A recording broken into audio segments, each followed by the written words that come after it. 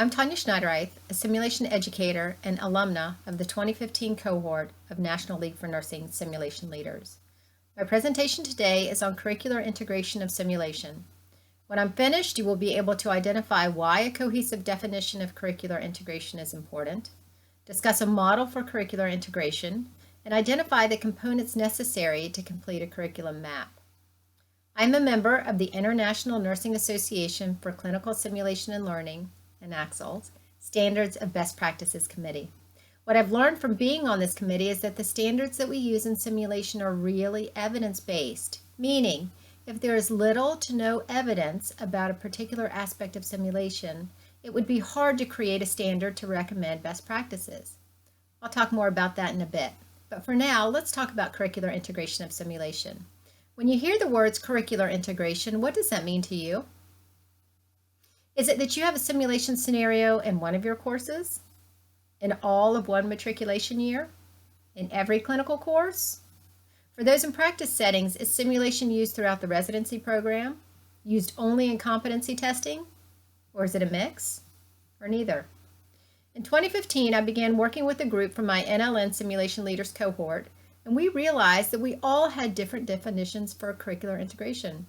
We were all in academia, but teaching at different levels from associate's degree to doctoral programs. We also had a colleague from South Africa who brought an international perspective.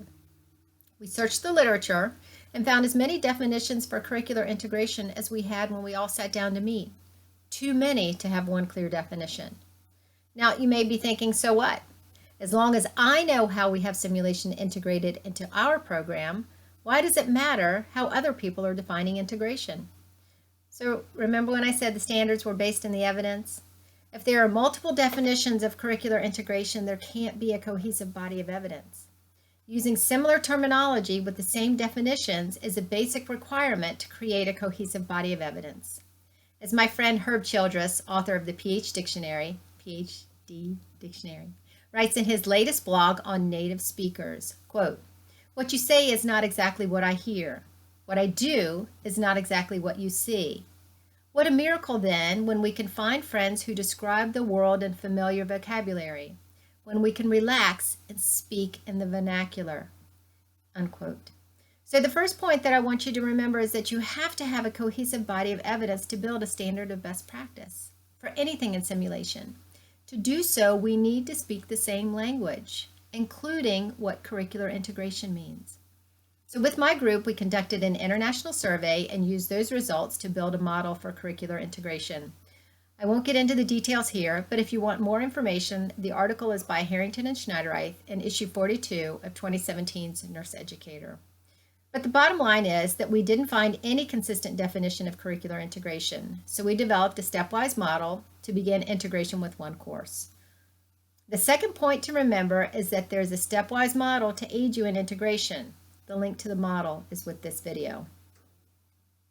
Step one is to train the faculty on where simulation can be used to provide hands-on application of particular concepts important for their courses. Once you've identified the champions who believe in simulation, begin individual coaching with those faculty. 2. Individual coaching includes meeting one-on-one to identify concepts and key objectives that can be included in a simulation.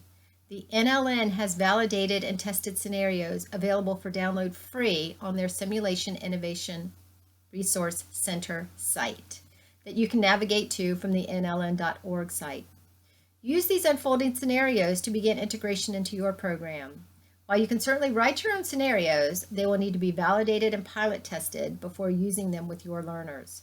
Make things easier to start and use scenarios that have already been validated. Next, using an AXL's Standards of Best Practices, begin pilot testing your scenario. It's important to do this in the same space and in real time before running with the learners. This gives the opportunity to identify whether or not your objectives are being met. If so, you're off to a great start. If not, you have the opportunity to review, revise, and rerun until everything is in place. 4.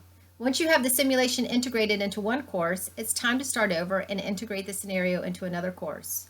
Although you now have a champion from course number 1, meaning it would be easier to add another simulation to that course, You will want to incorporate simulation across the curriculum first, offering this technology to meet objectives in other courses. Once that has been accomplished, you can add more simulations into all courses. So to summarize the keys to curricular integration: 1. Find a champion who can be coached through identification of concepts and measurable objectives. 2. Find a validated scenario and pilot test it in your space and in real time to ensure that the objectives are both attainable and met through the scenario. 3. Integrate a scenario into another course, starting with finding another simulation champion. Finally, the third point that I want to leave you with is the usefulness of a curriculum map. You can find a link on this page for the curriculum map that we use in the MCSRC. The first column is where you put the name of your course. The second column is dedicated to your program outcomes. For academia, these are the nursing program outcomes associated with your college or university. For practice, these may be the outcomes associated with a residency program. Each outcome will reside in its own blue or white block. These can be kept on the template until the institution revises its program's outcomes. The third column is for your course outcomes. Each outcome, like the program outcomes, will reside in its own blue or white block. It's important to align the appropriate course outcomes to the program outcomes. In other words, you're trying to show a linear relationship between each program outcomes to course outcomes to concept to simulation outcome. These worksheets are also good for accreditation visits to show evaluators how simulation is thoughtfully included in the course. The fourth column is for concepts that can be extracted from the course outcomes. It's helpful to do this for every course outcome so that concepts can be easily identified. And then the last column, the fifth column, is for simulation learning outcomes. As you may remember, simulation should only have about 3 to 5 measurable outcomes. So if your course has 7 to 8 outcomes and potentially 16 or more concepts, your simulation will not and cannot capture all the outcomes for that course, but will be specifically directed to meet targeted concepts and corresponding course outcomes. So in summary, the 3 points important to curricular integration include: 1. Speaking the same language. 2. Use of a stepwise model can help with integration.